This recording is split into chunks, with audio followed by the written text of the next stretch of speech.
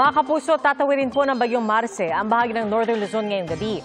Nakataas ang signal number 4 sa northern portion ng Cagayan, kasama po ang Babuyan Islands, northern portion ng Apayao at northern portion ng Ilocos Norte.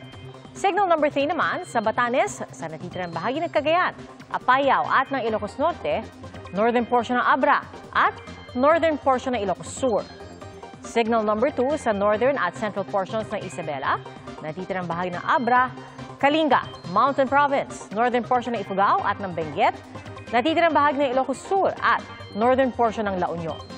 Sa ilalim naman ng signal number 1, ang natitirang bahagi ng La Union, Pangasinan, natitirang bahagi ng Ifugao, natitirang bahagi ng Benguet, natitirang bahagi ng Isabela, Quirino, Nueva Vizcaya, northern at central portions ng Aurora, northern portion ng Nueva Ecija at northern portion ng Zambales.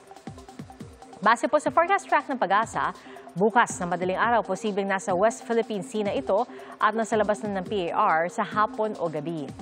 At base naman sa rainfall forecast ng Metro Weather, magdamagan pa rin ang matinding ulan sa Batanes at Babuyan Islands, Cagayan, Isabela, Apayao, Ilocos Norte, Ilocos Sur at iba pang bahagi ng Cordillera. Magpapatuloy po yan bukas na umaga. At meron pa rin sa Santa Ana, Cagayan, ilang bahagi ng Isabela, gayon din sa Ilocos Provinces, La Union, Pangasinan at Cordillera Region. May mga pag-ulan din sa iba pang bahagi ng Central Luzon, Calabarzon, Bicol Region, Mindoro Provinces at Palawan. At sa Metro Manila, pwedeng maulit ang mga pag-ulan gaya po kahapon at kagabi. Posible rin ang kalat-kalat na ulan sa ilang bahagi ng Visayas, pati na rin sa Mindanao.